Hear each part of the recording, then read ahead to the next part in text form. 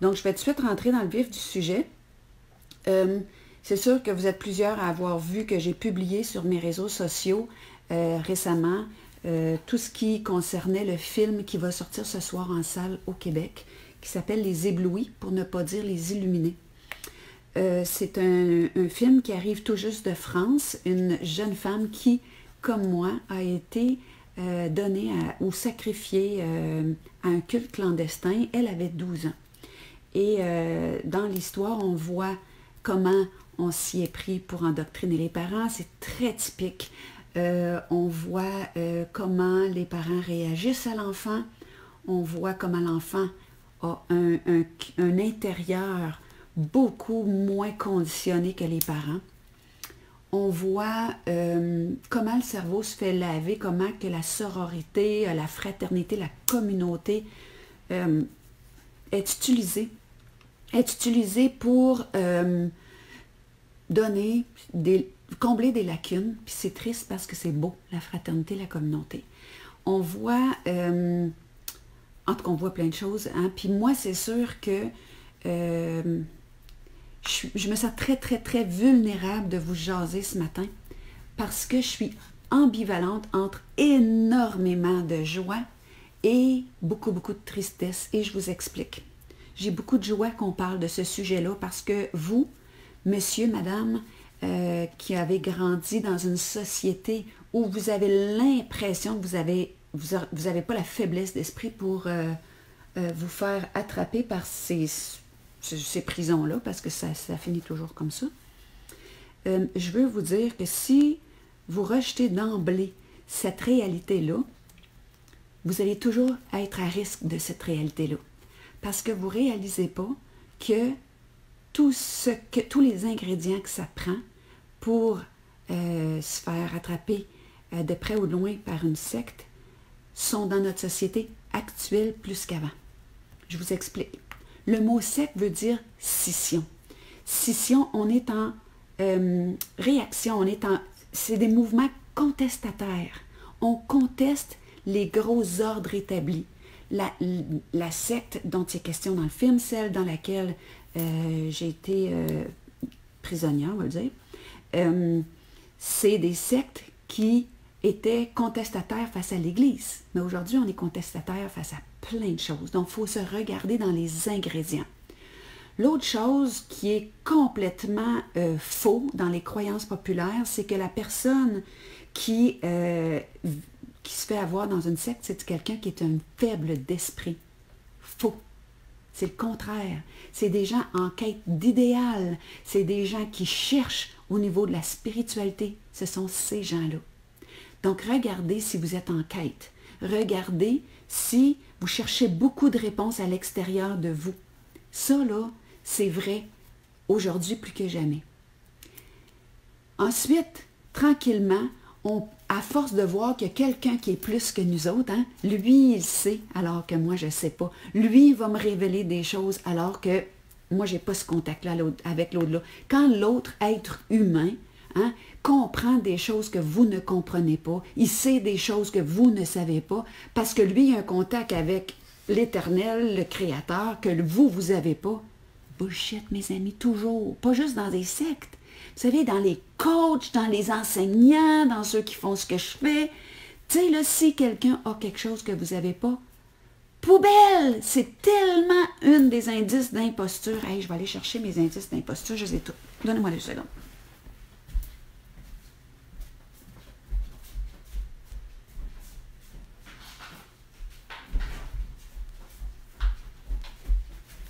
Je m'excuse, je m'excuse, je m'excuse. Il faut que je vous parle de ça. Mais ces indices-là sont toujours des lumières rouges et sont très actuels. Moi, je vais vous dire que ce qui me fait de la peine, ce qui me rend émotive dans ce que je vis avec la sortie de ce film-là et qui fait bouger quelque chose en moi depuis que le livre a été écrit. Quand j'ai écrit le livre-là, ça faisait 30 ans que je refusais de parler de mon histoire. Ça faisait 30 ans que je refusais parce que j'avais plein de peur, c'est vrai, je l'avoue, mais je refusais aussi parce que je pense qu'il arrive un temps où il faut se dissocier de son histoire avant d'être capable de retourner là. Il faut retrouver le jeu, le grand jeu avec lequel on arrive tous. On arrive tous avec un jeu. Puis moi, mon jeu, il était tellement démoli, mes amis. Là, tu sais, je ne savais plus c'était quoi mon nom. J'avais les cheveux rasés, j'étais voilée, j'avais été assujettie à l'obéissance, mais l'obéissance aveugle. J'avais jamais pu demander pourquoi, j'avais jamais pu développer mes dons, mes talents naturels, m'amuser. Moi, j'étais un enfant ultra rigolote, c'est pour ça que je fais bien des niaiseries, c'est en train de revenir à la surface, puis je suis bien contente de ça. J'avais pas pu. Puis tu sais, je veux pas, en vous partageant ça, que vous faites dans votre tête, pauvre petite fille, c'est donc bien épouvantable ce qu'elle a vécu. Il n'y a pas d'échelle de souffrance. Ce que vous autres, vous avez vécu, qui vous a fait souffrir, ça a la même importance pour vous. C'est tout ce qui est important. Donc, tu sais, il ne faut pas mettre les choses sur une échelle. Mais tout ça pour dire que j'avais besoin de mettre une distance entre moi et l'histoire. J'avais besoin de retrouver mon jeu puis développer mes talents en dehors de ça. Puis aujourd'hui, avec le recul, je me rends compte que j'ai été bien inspirée parce que si je m'étais présentée comme une victime, j'aurais eu aucune crédibilité parce que mon je n'est pas une victime. J'ai vécu des choses victimisantes, mais je ne suis pas une victime. Et moi, tout mon focus y est sur retrouver le je qui était avant l'histoire. Maintenant, pour ceux que j'accompagne dans ce qu'on appelle la guérison, parce qu'il n'y a rien à guérir, je vais juste vous le prouver, mais dans ces étapes de se libérer de son passé, voyons, j'ai oublié ce que je voulais dire. Ah oui, c'est ça. Ce que je voulais dire, excusez-moi, hein, j'ai lag à matin. Ce que je voulais dire, c'est inutile de dire « Hey, cette fille-là, là, elle a quelque chose, on ne sait pas quoi, là, qui lui permet de sortir du pire. » Il n'y a pas ça que j'ai, que vous n'avez pas. Je vais juste vous montrer les blessures que j'ai, mais dont je me sers pour... parce que aussi mince qu'on fait une crêpe, il y a deux côtés. OK? Je ne sais pas si vous êtes d'accord avec ça. Tout ce qui existe dans l'univers a ses polarités. Donc, les blessures que j'ai de mon passé sont mes plus grandes forces. Ils ont deux côtés, c'est toujours vrai. Puis les forces que vous me reconnaissez, comme d'être débrouillarde, viennent d'une blessure. Je n'ai pas été dorlotée.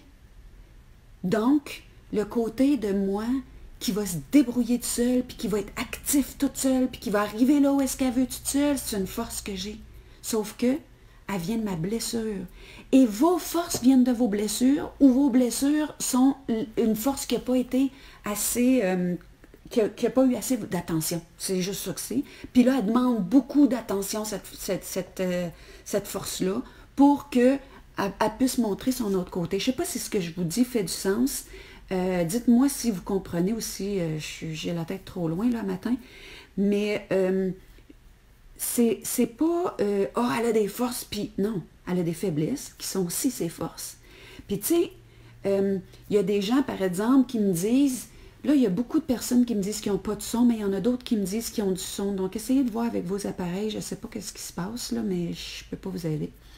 Donc, pour revenir à ce que je disais, c'est, tu sais, il y a des personnes qui me disent, exemple, mon livre, s'accompagner soi-même. Bon, c'est ça, toi, il faut toujours s'arranger tout seul. J'ai dû m'arranger toute seule. J'ai dû m'arranger toute seule. Donc, j'ai développé comment est-ce que je pouvais m'accompagner moi-même et je l'offre aux autres pour ceux à qui ça va parler. Donc, ça vient de ma faiblesse, de pas savoir autant que d'autres comment rentrer peut-être en relation ou comment... tu sais, il y a quelque chose chez moi qui ne s'est pas fait. Qui s'est pas fait. Donc, cette faiblesse-là, auquel j'accorde beaucoup d'attention et qui va probablement aller mieux éventuellement, bien, elle m'a amené à ça. Il y a des gens à qui j'ose demander de l'aide et je sors de ma zone d'inconfort pour oser demander de l'aide. Puis, il y a des gens qui vont m'en donner et ils n'ont aucune idée comment ils sont guérissants. Il y en a d'autres pour qui je ne fais pas partie de leur gang, puis qui vont m'ignorer, puis ils ne comprennent pas pourquoi ça me fait... Ça vient jouer dans mes blessures. Mais là où est-ce que j'ai mis quelque chose en place qui a été très guérissant puis que je veux vous partager, puis je ne le fais pas par prétention, je le fais vraiment pour vous montrer comment mon cerveau fonctionne, puis pour vous offrir cette capacité-là, si vous possédez le germe, là, c'est que quand vous me dites ben tu fais pas partie de ma gang, vous me le dites pas, mais vous le pensez, vous me le faites sentir, moi là, je vous reçois en vous disant cette personne-là est en train de me parler de sa blessure. C'est quelqu'un qui a peur que je lui fasse l'ombrage. C'est quelqu'un qui a besoin de sentir qu'il faut qu'elle soit mon maître, qu'elle ne peut pas être juste mon frère ou ma soeur. Ça ne parle pas de moi, ça parle de votre blessure. C'est pour ça que ça fait que je suis encore capable de vous parler, puis que je fais semblant comme si je ne m'en rends pas compte. Moi, j'ai fait ça depuis que je suis petite, puis je le fais encore. Puis quand les gens me disent, c'est quoi ton truc numéro 1? Je veux pas que vous voyez que j'ai quelque chose qui n'est pas possible. On peut développer ça. Quand vous êtes méchant avec moi, j'ai quelqu'un que j'avais invité à mon lancement, puis elle m'a répondu, je ne sais pas pourquoi j'irais là, je ne gagnerais rien, puis j'aurais pas de fun, parce que tu n'es pas une fille drôle. Puis cette fille-là, je l'ai invitée, pas parce qu'elle était sympathique, pourtant c'est quelqu'un du domaine de la croissance. Je ne l'ai pas invitée parce qu'elle était sympathique, je l'ai invitée parce que c'est une fille qui est très rigolote, et la partie blessée de moi dans ma folie, elle avait envie que tu sois là pour m'aider à guérir ça. Mais toi, quand tu m'as dit ça, je ne l'ai pas pris personnel, puis c'est pour ça aussi que je suis capable de pardonner, de passer par-dessus le don que tu m'offres de ta blessure, parce que je me dis que probablement, toi, tu as vraiment besoin que d'autres soient très drôles autour de toi pour que tu y arrives. Il y a ta propre blessure en arrière de ça. Puis, vu que je suis un enfant très, très, très blessé, oui, mes amis, je suis très, très, très blessée, bien, je suis capable de comprendre que d'autres, quand ils me présentent leurs limites, sont des enfants très, très blessés, puis je leur en veux pas d'être blessés. Ils ont le droit. Puis la seule chose que je leur souhaite, c'est de s'occuper de ces espaces-là en dedans d'eux. Mais toi, mon frère, quand je te demande, je peux-tu avoir un échange avec toi parce que je t'aime? Parce que l'esprit qui souffle en toi rejoint l'esprit qui souffle en moi, puis que tu m'ignores, puis que tu ne me réponds pas, oui, ça me fait un moment de peine, mais je te vois aussi dans tes propres blessures, puis la peur que tu as de moi à un niveau quelconque, parce que il y a quelque chose chez moi qui ne te convient pas, puis tu as le droit. Tu as le droit, donc je continue à t'aimer. Mais c'est comme ça tout le temps. C'est comme ça tout le temps. Et c'est cette façon-là que j'ai de répondre à ceux qui me blessent qui fait que ça ne s'accumule pas en dedans de moi. Je continue à aimer d'un amour inconditionnel. Puis, je ne dis pas que j'ai pas mal. J'ai mal pendant quelques minutes. J'ai mal pendant le moment où ça m'arrive puis que ça frappe ma blessure. Puis là, je regarde ma blessure aller. Je regarde comment que, en arrière de ça, c'est vulnérable. Puis je vais pleurer un bon coup. Puis après ça, je vais te regarder puis je vais pleurer avec toi parce que toi aussi t'as mal. Puis je vais t'envoyer plein d'amour parce que c'est en s'envoyant de l'amour les uns les autres qu'on va se guérir dans le sens qu'on va se faire du bien puis on va se faire attention. Puis la prochaine fois que je vais te voir, je ne serai pas méchante avec toi parce que, puis je t'enverrai pas de plein de mal parce que je me dis que tu as le droit d'être blessé jusqu'à temps que tu sois capable de guérir.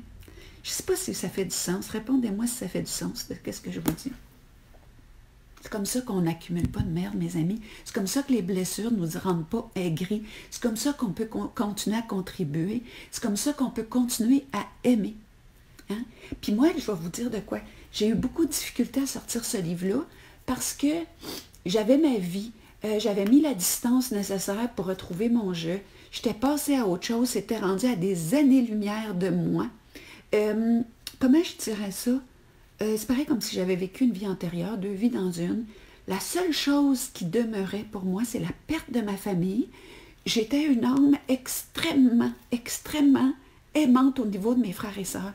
Puis là, en vous jasant, là, je sais qu'il y a des gens de cette secte-là qui me regardent. Et je veux juste vous dire, merci de me confirmer que ça va bien pour vous autres. Je veux juste vous dire, vous autres qui me regardez, que vous ne saurez jamais comment je vous ai aimé. Et c'est à cause que je vous aimais que je n'osais pas parler publiquement. Puis quand j'ai vu comment cet amour infini qui circule en chacun était pas... tu sais, il y a des gens là, qui portent des océans d'amour. Il y a des gens que leur maximum qu'ils peuvent porter, c'est un dé à coudre. Puis j'ai compris que c'était pas par manque d'amour, c'était par le contenant est trop petit, puis c'est correct, tu as le droit d'avoir un petit contenant. Ils sont utiles, leurs petits contenants. Les grands contenants ils ont d'autres utilités. Mais moi, j'aimais d'une façon immense. Puis, je vais vous dire, à vous, les gens qui sont à l'extérieur de ces cultes-là, c'est dur à comprendre comment que ça peut être si dur de dénoncer. Mais la personne qui dénonce son père, qui l'a abusé, cette personne-là, elle met en danger des aspects de l'amour qu'elle a reçu. Tu sais, elle met en danger, elle prend le risque de perdre l'affection. Hein, parce qu'on aime les personnes qu'on aime, pas juste parce qu'ils ont ça, parce qu'ils ont plein de choses. Puis ils peuvent avoir une lacune là, mais on peut continuer à aimer le reste. Moi, j'y croyais plus à cette secte-là, mais j'ai continué à aimer les gens avec qui j'ai grandi. C'était, vous savez, si vous avez été un enfant dans un orphelinat, puis que vous avez grandi dans cet orphelinat-là, tout le monde qui sont là deviennent vos frères et sœurs. Puis dans cette secte-là, j'ai grandi avec des gens qui étaient mes frères et sœurs. Pas juste au niveau du sang, je n'étais pas avec ma famille, mais il y a d'autres personnes qui étaient des personnes avec qui j'ai grandi. Il y a d'autres enfants. Il y a d'autres enfants avec qui j'ai grandi, que j'ai vu pleurer, que j'ai vu souffrir, que j'ai vu abdiquer leur jeu, que j'ai vu perdre leur famille, que j'ai vu jamais avoir l'occasion de savoir qu'il y avait un jeu autre que ce qui leur était enseigné. J'étais avec ces enfants-là, je les ai vus, je ne peux pas les aimer. Ils ont souffert à la même place que moi. Ils ont été sur le même champ de bataille, au même combat. Puis aujourd'hui, ces gens-là sont rendus les gourous de la secte parce que les autres sont morts. Puis c'est dur pour moi de dire, vous le savez juste pas, mais ce que vous faites, c'est pas correct, même si vous le faites au nom de Dieu. Puis je le sais qu'ils comprennent pas. Ils comprennent pas, ils sont jamais sortis de là. Donc c'est dur pour moi de les dénoncer. C'est des enfants qui ont grandi sans savoir ce qui était correct ou pas. Ils ne savent pas. On fait quoi avec ces gens-là? Moi, je les dénonce, ils s'en vont en prison, puis on va les traiter comme des criminels. C'est des enfants victimes. Donc, je veux que vous compreniez comment que c'est dur de faire ce que je fais. Parce que je les blesse, puis je blesse ma famille immédiate, mais je n'ai pas le choix. Je le fais parce que, oui, j'ai le choix, là, mais le jour où, moi, j'ai écouté des histoires comme... J'ai écouté des histoires comme celle de la petite fille de France. J'avais des gens dans mon bureau qui venaient et qui me disaient comment que toute leur vie a été brisée par ça. Puis, je sais que si moi, je peux faire quelque chose pour qu'on arrête de briser des enfants, même si c'était leur karma ou leur dharma ou je ne sais pas quoi, c'est comme tout ce que je fais dans la vie, c'est d'aider les gens à retrouver leur plein pouvoir, à... excusez, je t'émotive. D'essayer de réaliser que leur jeu existe toujours en dessous des vêtements wash qu'on a mis sur eux puis qu'ils peuvent s'en départir. Mais si je peux faire quelque chose pour empêcher ou pour aider en amont, comme il y en a d'autres qui vont dénoncer ceux qui abusent, tu sais, le mouvement MeToo, on a tous nos champs d'action, est-ce qu'on veut dénoncer? Tu sais, quand à la télé, on parle des personnes âgées qui sont... Gandhi, je veux pas que tu jappes, mon garçon. Viens voir maman. Il jappouille. Viens voir maman. Ici, viens voir maman. Je l'aime tellement, mon petit chien. Viens. Mais ce que je veux dire, là, les amis, là, c'est qu'on a tous nos champs où on dénonce. Ce que je disais, c'est quand on dénonce le traitement des personnes âgées dans les foyers, là, c'est parce qu'on veut que les choses s'améliorent. Tu sais, on dénonce pas... Hey, il y a peut-être quelqu'un dans le cours. On dénonce pas pour avoir de l'attention, pour se faire du capital d'insympathie sur les réseaux sociaux. Ça fait mal dénoncer. Il y a bien des enjeux. Mais on est là pour changer le monde dans le sens où le jeu doit être retrouvé. Et tout ce qui a été fait en secret va être crié sous les toits. On est dans cette époque-là. Et vous savez, d'habitude, je fais le tarot annuel, hein, mais je vais vous dire, 2020, là, c'est de la dénonciation big time. Le 20, là, ceux qui connaissent le tarot, là, le 20, là, c'est de nommer. Puis c'est une année 4, donc on va être dans l'ancrage de nos racines avec tout ce que c'est qu'on va mettre en lumière. La dénonciation a pour objectif de mettre la lumière. Donc, ce que je vous disais, c'est que ça a été très dur pour moi de dénoncer, ça a été très dur pour moi de parler de ça à plein d'égards. Et quand le film Les Éblouis est sorti, que j'ai vu en avant-première, je me suis dit, la vie veut m'amener à un autre niveau. Il faut en parler dans le détail. Et là, aujourd'hui, je veux vous dire, mes amis, que mon livre « Otage du silence », je l'ai-tu avec moi? Je ne l'ai pas avec moi. Je pense que vous l'avez pas mal tous vu. Le livre « Otage du silence », il est sorti à fin février et il n'y a jamais eu une ligne dans nos grands médias. Cette histoire-là, vous pouvez mettre le film que vous allez voir, mettez un exponentiel 10 à côté. Et ce livre-là parle de ce qui se passe ici au Québec, à côté de ma connexion est en train de me lâcher. Aux adultes qui sont rentrés là avec leur consentement, puis je veux que vous pensiez aux enfants qui n'ont jamais rien demandé. Et là, je veux vous parler du fait que, vous savez, les usines à chiots, là, vous allez me demander où est-ce que je m'en vais là-dedans, les usines à chiots, là, pour fermer une usine à chiots, ça prend des lacunes au niveau des conditions environnementales, la stimulation déficiente, les soins de santé insuffisants, des pratiques de socialisation inappropriées qui engendrent des troubles de comportement et du confinement pour fermer des usines à chiots. Et il y a des centaines d'enfants dont tous ces critères-là sont, et on s'en fout. Et où la DPJ? Dans le film? Oups, je suis désolée, j'ai une mauvaise connexion Internet. Je disais que dans le film Les Éblouis, la DPJ de France a été très efficace pour sauver les enfants. Dans notre cas, ici au Québec, ça a été absolument misérable comme résultat.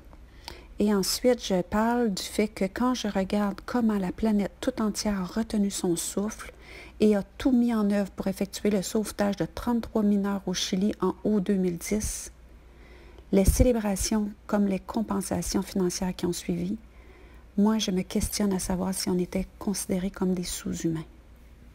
Tout le monde regardait ça, la planète entière regardait ça.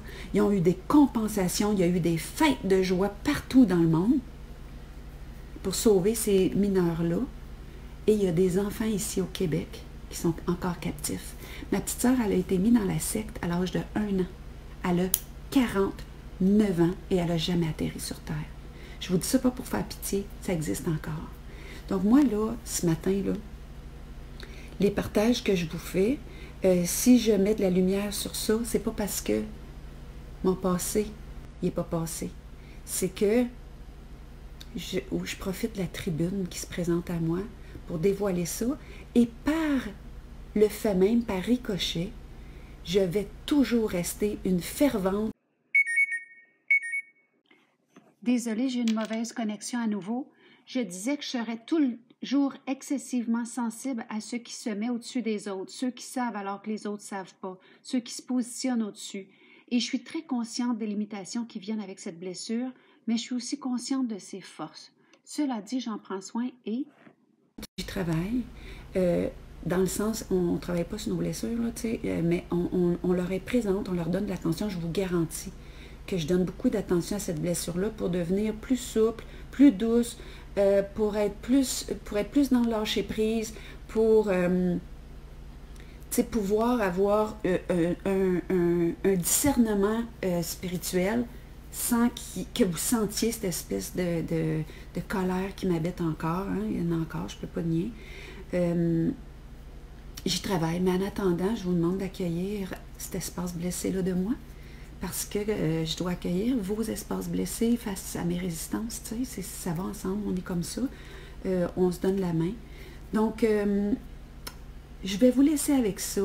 J'avais besoin de me montrer à vous nue, dans le sens d'encore vulnérable, encore blessé, puis j'avais besoin de faire le tour de cette question-là sur la nécessité de parler de ça. Et si mon témoignage vous parle d'une façon ou d'une autre, je vous propose de partager, je vous propose d'en parler, puis d'essayer de faire du bruit pour que nos médias allument, quoi.